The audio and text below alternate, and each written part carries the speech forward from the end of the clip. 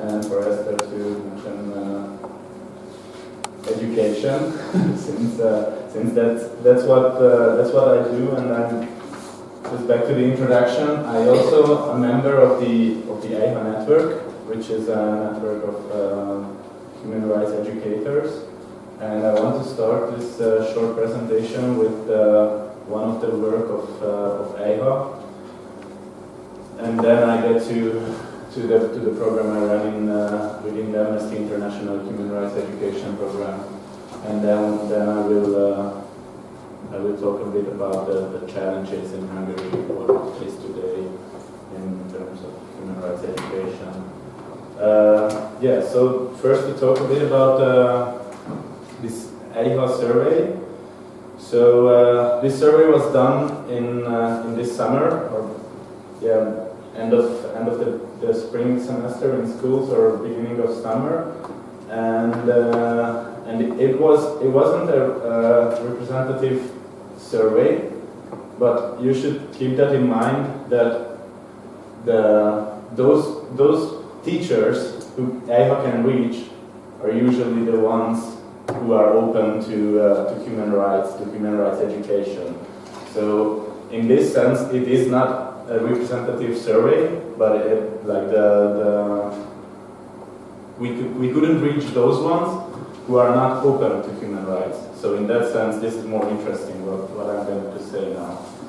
And there was some talk about already like how a government or how a state can with these campaigns and narratives define all the public debate.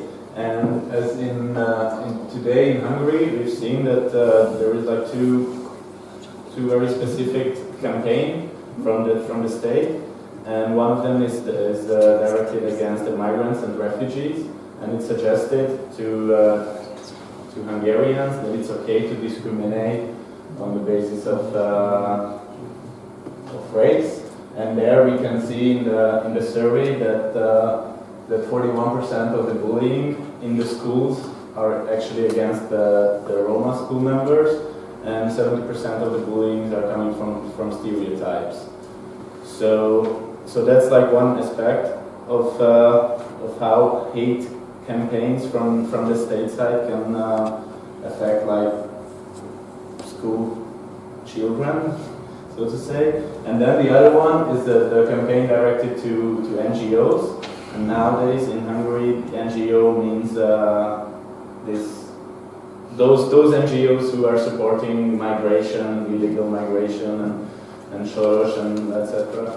And that we can also see in the survey that 80% of the schools don't use human rights education materials coming from NGOs, and 70% of the teachers say that human rights education is not in any part of any school documents. And what is really shocking, that 76% of the teachers think that using these materials and teaching human rights in the classrooms are really risky. So that's just a short introduction on the school territory where we were. And now I would like to talk a bit about the Human Rights Education Program in Amnesty.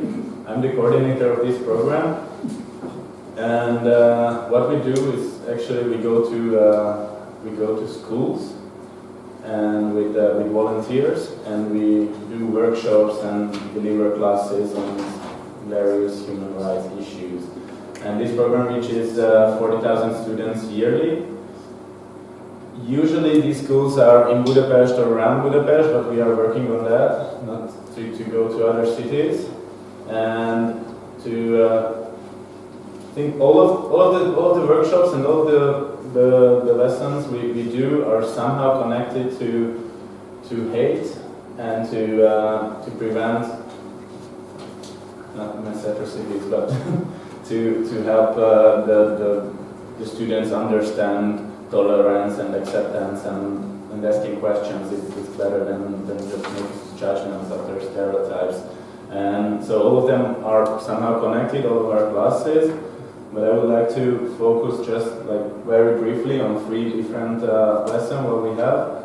This one is called the Enemy Workshop. It's for really small ones, and this is basically a workshop when we try to teach like what's the difference between a competitor and an enemy, and how to accept them, how to accept the other, what does the cats and dogs, what do they think of each other, and then we go into the book of the enemy, which is, I'm not sure if you're familiar with it, it's a really interesting book for really small children, and they would understand that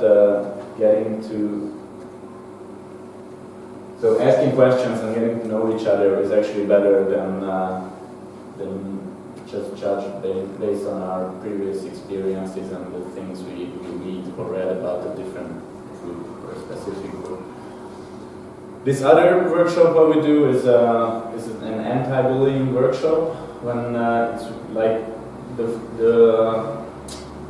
what's really important in this workshop, I think is really important, that everybody has to understand that they are part of it. Like they are also, if they are only a bystander, they are part of the whole situation, and this is somehow connected to the whole idea what Esther said about the citizenship. And like if I'm here, I'm living in this country, then these problems are also my problems, and this is like somehow like the concept between small bullies and big bullies. And then in these workshops we work on stereotypes, and we work on bullying, because as you said that 70% of the bullying are against those people like are coming from stereotypes, and then we have a discussion about what I can do as a person to stop bullying and to stop discriminate. Which leads me to the next workshop, what we do. And hate crime was mentioned a couple of times earlier today, because we have actually it's from the same working group. We have a workshop against hate crimes, and what we do in this workshop is to invite the participants for a conversation about stereotypes and how it can lead to hate crimes, and hate crimes how like I will show you this. This we call a pyramid of hate.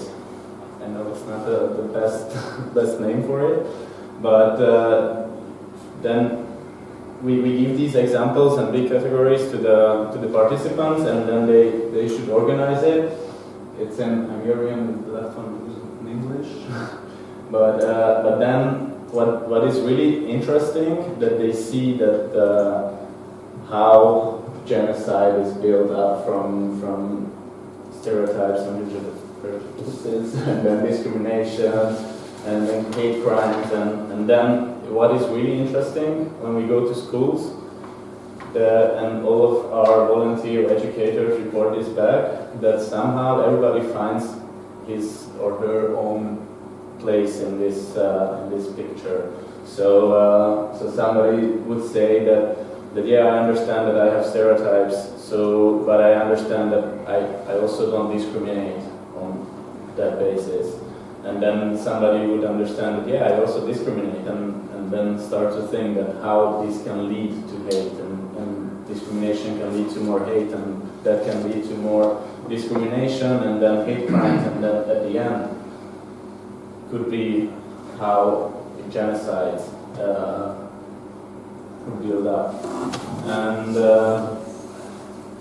at the end of this workshop, what we also do is, I think we still have time, so I can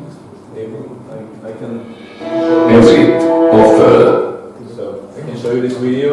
I think it has English subtitles, because we play this video at the workshops, and then we have a discussion about what can they do in order to reduce hate crimes. So I will play this video. 7,3 milliárd ember lakja 7 kontinensen. A 7,3 milliárd ember mindegyike ugyanúgy él, dolgozik, iskolába jár, szórakozik, vagy éppen álmodozik, mint te. Ha közelebbről megnézzük, vannak olyan emberek, akiket bizonyos tulajdonságaik összekötnek. Vannak köztünk szemüvegesek, focirajongók, kutyások és macskások, szőkék és barnák.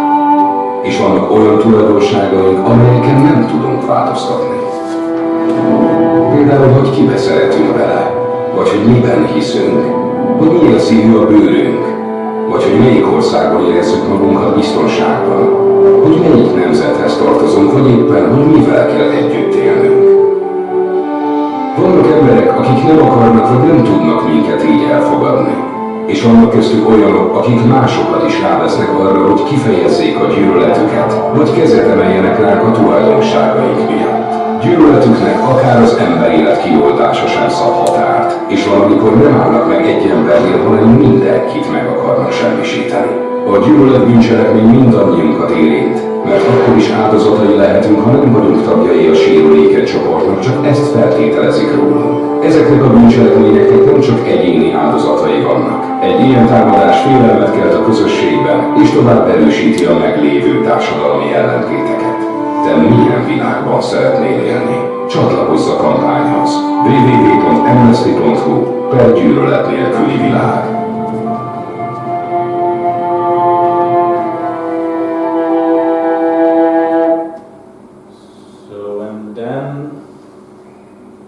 After this video, we talk about like in what kind of world they want to live in and what can they do for this world, and then we talk about how individual braveness is really important and how they all should look at themselves as people having stereotypes but not acting on them, and kind of educate themselves, like in peer education, that how can these stereotypes work to discrimination, what I already mentioned. And so we have this program, and we try to get into schools in Hungary, and there we have our own challenges, because as you've seen from the EIHA survey, schools doesn't really have time for us, for outside workshops, and so there is no time for it, and there is no place in the national curriculum for an amnesty workshop. And then what we experience in the last years a lot is that fear among the teachers, because they fear from Amnesty International, because they hear that this organization is something which promotes illegal migration, and we want to get a lot of migrants to Hungary, and then they fear from their school directors. What if he or she knows that I'm inviting a human rights organization? Whoa! And it's fear from the materials, and it has like sorry, yeah, but I'm not sure if you're familiar with him. But he posted a couple of months ago that who's responsible for an amnesty workshop in one of the best schools in Hungary, and who gave them permission to invite Amnesty International.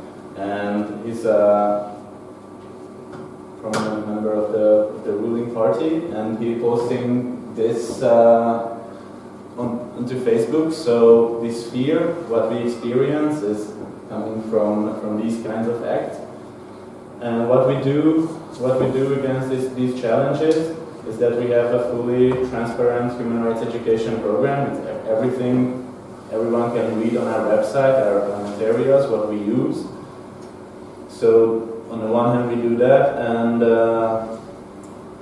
what we also do is when we hear back from teachers that they don't want us to go there because they don't know us, and they fear that we have some refugee agenda in our head, then we offer to do the workshops for the teachers and for the parents, and then they can decide if we can go or not, or if this is something that they like for their children. And what is the response of the parents?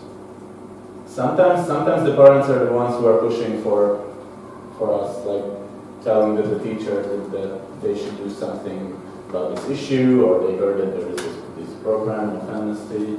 So sometimes it's them, sometimes it's the other way around, and we have the experience that once we go and show the whole workshop as it is for the parents and for the teacher, then sometimes it happens that okay, still not, but then usually they are more open to us.